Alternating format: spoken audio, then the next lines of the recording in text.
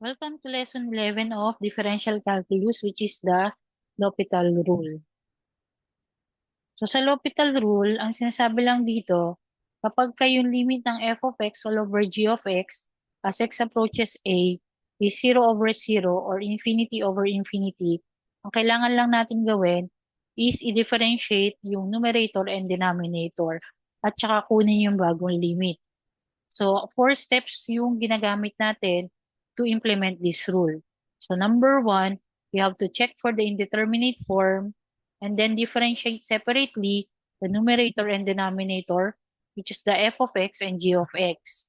And then, evaluate the new limit using those differentiated functions.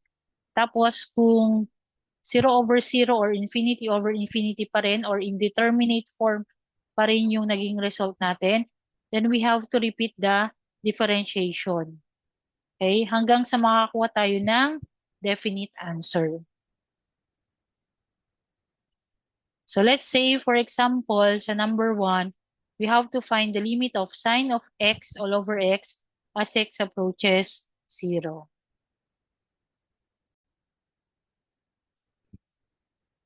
So pagka ni-evaluate natin to, sine of 0 all over 0, ang lalabas dito is 0 over 0, which is indeterminate.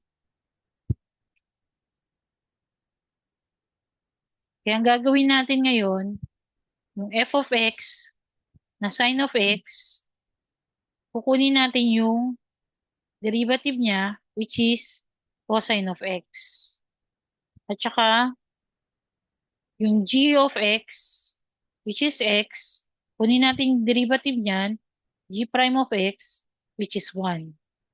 So, itong cosine of x saka 1 na ito, yan yung ipa-plug natin sa bagong limit. So, limit of cosine of x all over 1 as x approaches 0. Ito na yung evaluate natin. So, kunin natin yung cosine of 0 all over 1. That is, cosine of 0 is 1 all over 1. So, this is 1. So, therefore, pwede nating i-conclude na ngayon na yung limit ng sine x all over x as x approaches 0 is equals to 1. Ito yung gamit ni L'Hopital rule.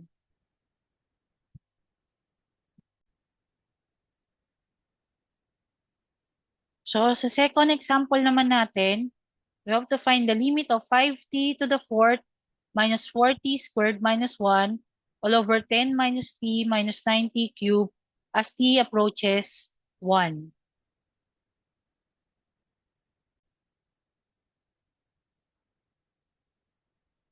So, evaluate muna natin ulit para makita natin kung indeterminate ba siya. So, you get 5 times 1 raised to the fourth power minus 4 times 1 raised to the second power minus 1 all over 10 minus 1 minus 9 times 1 cube. So, this is 5 minus 4 minus 1 all over 10 minus 1 minus 9. So, papansin natin, 0 over 0 ulit siya. So, this is indeterminate. Kailangan natin gamitin yung L'Hopital rule for this. So, sa L'Hopital rule, ang f of t natin ngayon is 5t to the fourth minus 4t squared minus 1. So, pag kinuha natin yung f prime of t, that is 20t cubed minus 8t. Yung g of t naman natin, that is 10 minus t minus 9t cubed. So, pag kinuha natin yung derivative niyan, that is negative 1 minus 27t squared. So, itong na-derive nating mga functions, yan yung i-plug natin sa bagong limit. So, limit of t as it approaches 1 of 20t cubed minus 8t all over negative 1 minus 27t squared. Okay, so equal yan sa, tapos evaluate na natin yan. So this is 20 times 1 cube minus 8 all over negative 1 minus 27 times 1 squared. So, ang magiging result nito is negative 12 all over 28, or the simplified fraction would be negative 3 all over 7. Yung negative 12 all over 28, divide natin both by 4. So, the result is negative 3 over 7. So, pwede na natin i-conclude ngayon, no? I-conclude natin ngayon that the limit of t of, of 5t raised to the fourth power minus 4t squared minus 1 all over 10 minus t minus 9t cubed as t approaches 1 is equals to negative 3 all over 7. This is now the final answer for number 2.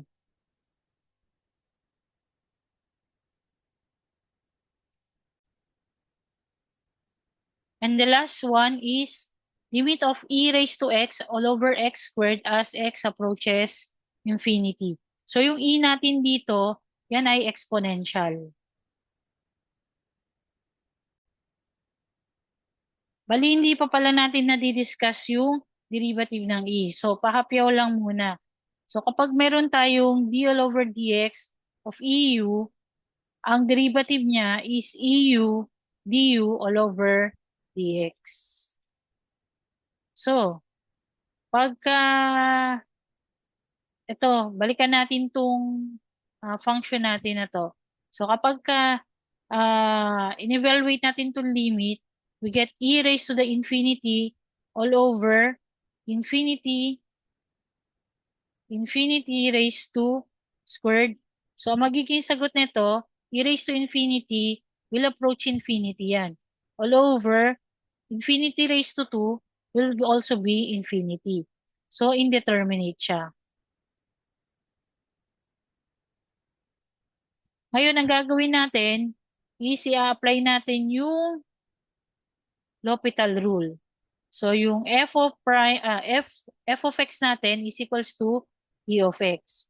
So, f prime of x natin ngayon would be e raised to x times 1. So, therefore, this is simply e raised to x. Tapos, yung g of x natin, equal yan sa x squared. So, yung g prime of x, equal yan sa 2x. So, itong f prime of x na to, tsaka g prime of x, yan ulit yung i-plug natin sa new limit. So, yung limit of e of x all over 2x as x approaches infinity. So, ito ulit, i-evaluate natin. So, e raised to infinity all over 2 times infinity. So, again, ang magiging result nito is infinity all over infinity, which is still indeterminate. So, dito papasok yung step number 4 natin, na kailangan ulit natin siyang i-differentiate, no? Until makakuha tayo ng definite answer. So, yung f prime of x natin, which is e raised to x, kukunin natin ngayon yung second derivative niya, which is e raised to x ulit times 1, or simply e raised to x. Tapos yung g prime of x natin, which is 2x, kunin natin yung double prime niya, magiging 2 na lang siya. So, again, plug natin sa bagong limit, no? So, limit of e raised to x all over 2 as x approaches infinity. So, ito, kunin natin siya ulit, no? E raised to infinity all over 2. So, this is infinity all over 2, or simply, that is equals to infinity. Therefore, pwede na natin i-conclude ngayon that the limit of e raised to x all over x squared as x approaches infinity is equals to infinity. Meron na tayong definite, no, answer or solution. Okay? Hindi lang pwedeng hindi kumbaga hindi pwedeng mangyari na magkaroon ka ng value ng infinity over infinity. Pero kung infinity lang yan, definite solution na siya. Okay? So, this is the last part of this lesson. I hope may natutunan kayo, no? So, see you in the last, no? May isa pang lesson for differential calculus. See you in the last lesson. Thank you very much and God bless.